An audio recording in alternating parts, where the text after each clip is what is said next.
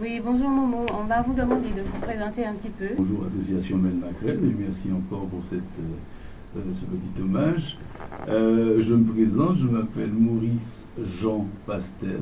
Je suis issu d'une famille du sud de la rivière Pilote que tout le monde connaît, famille de musiciens et autres artistes. Et je suis donc tombé dans la radio un jour de novembre 1982. Donc, après être passé aux établissements SIAPOC, qui est responsable de magasin de peinture, pendant 4 ans. Donc, j'ai décidé de me tourner vers autre chose. Et à ce moment-là, je me suis tourné vers la radio. C'était avec Jean-Claude de Beauville, voilà, qui était le directeur. C'était Radio Caraïbes qui cherchait des animateurs. Donc, j'ai postulé. Et m'y voici depuis 28 ans. Donc, est-ce que vous avez suivi une formation ou vous avez appris sur le tas? J'ai appris sur le tas. J'ai eu la chance d'être tombé sur des collègues à l'époque qui étaient déjà de vrais professionnels. J'ai nommé Balthazar, Albert, Franck Ferrandier, Jean-Claude de Beauville lui-même et Ignace, mon cousin. Donc, ces garçons m'ont pris en main, m'ont formé, m'ont appris à travailler. Et voilà, donc et Mano également, j'oublie Mano. Donc, ils m'ont appris à travailler. Et voilà, donc j'ai le rendu que j'ai maintenant à l'antenne. Je n'ai pas fait de formation, je n'ai rien fait comme ça. D'accord. Donc, vous avez commencé en étant bénévole ou vous êtes rentré directement dans... D'abord stagiaire. D'abord stagiaire pendant quelques mois. Et ensuite, après, nous étions plusieurs, je me souviens. Et après, donc, à la fin du stage, donc voilà, c'est moi qui ai été gardé finalement. Et ce qui fait que je suis entré après de manière professionnelle dans la radio. D'accord. Vous avez débuté sur quelle fréquence? La FM. C'était le début de la FM, donc on a commencé là-dessus. Nous étions les pionniers de la FM, puisque Mitterrand venait de libérer les fréquences. Donc ça s'est fait en 81, lorsqu'il est passé, ce qui était président de la République. Et donc il a libéré les fréquences et il y a eu une pléiade de radios libres, il y a eu profusion de radios libres sur la bande FM. Donc ça a eu du bon, ça a eu du mauvais, mais enfin, bon, on va retenir le bon là-dedans. Donc ça a permis à beaucoup de jeunes de se lancer vers ce métier de la radio et beaucoup de jeunes en sont issus. Il y a des gars qui travaillent chez nous qui sont issus de la bande FM, des radios libres et qui sont arrivés, ma foi, pas trop mal ici. D'accord, mais RCI émettait déjà sur toute mais la RCI Martinique. Mettait déjà sur toute la Martinique. Oui, RCI émettait depuis l'île de Sainte-Lucie d'abord en AM, je m'en souviens, et puis ensuite, une fois que la FM, quand on s'est mis sur la FM, à ce moment-là, on a émis sans coupure, parce qu'on avait une convention avec les anglophones, les Saint-Luciens, qui leur permettait l'après-midi de prendre l'antenne, donc en version anglaise, depuis Sainte-Lucie, et nous la redonnait vers 18h. Je me souviens, où il y avait Albert qui officiait à cette époque-là.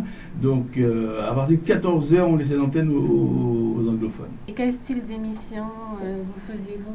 Alors, j'avais une émission un petit peu inventée où je mettais tout. J'avais appelé ça Méli Mélo. C'était de 14 à 18h, je crois bien, à cette époque-là.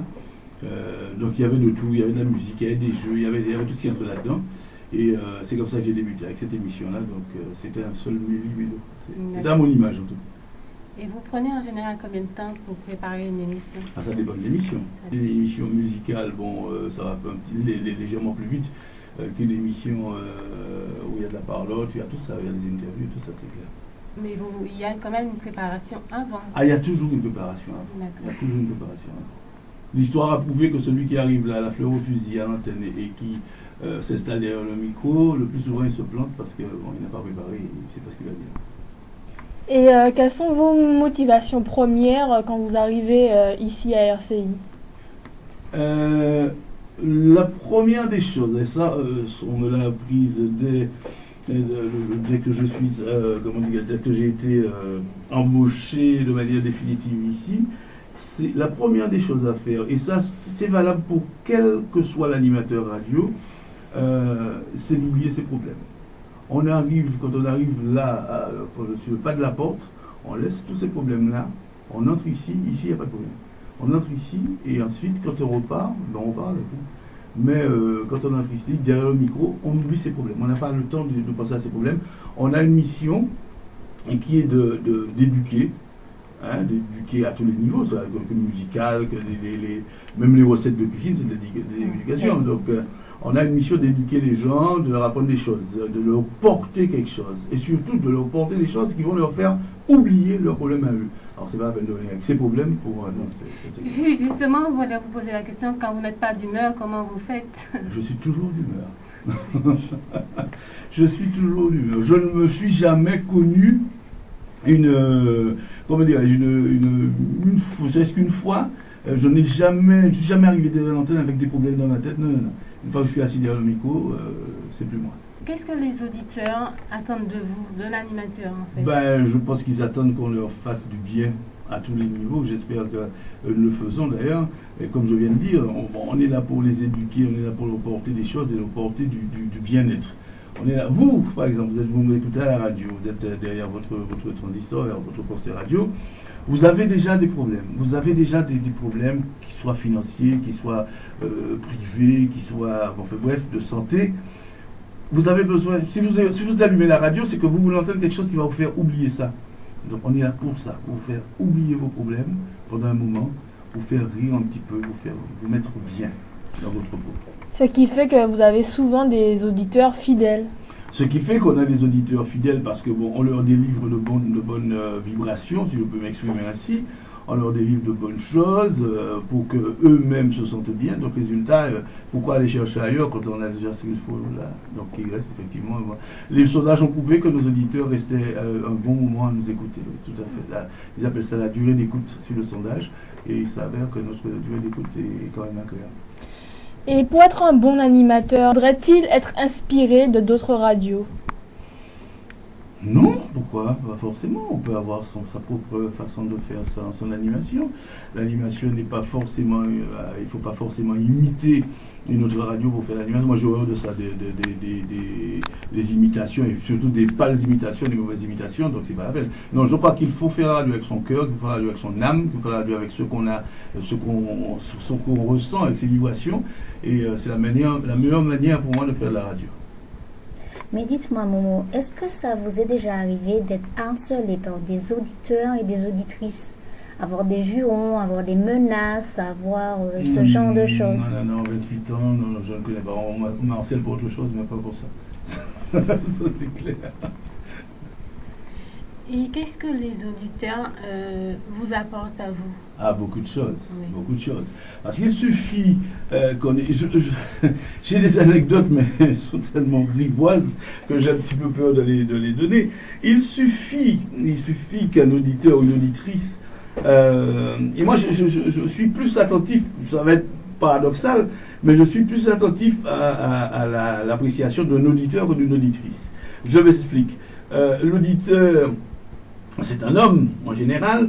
Un homme est difficile. Un homme est très difficile. Pour convaincre un homme, c'est pas évident. Donc l'auditeur, il est assez dur à convaincre. Et quand un auditeur est content, pour moi, c'est le summum, c'est la cerise sur le gâteau. L'auditrice, elle est plus malléable, elle va prendre ce qu'il y a à apprendre, elle va être contente sur un petit truc qu'elle va entendre, mais le gars, lui, il est raide. Donc, quand un auditeur est satisfait, moi, j'estime que j'ai gagné mon combat. Et est-ce que vous pensez qu'un auditeur, justement, aurait pu faire plus de choses pour vous encourager?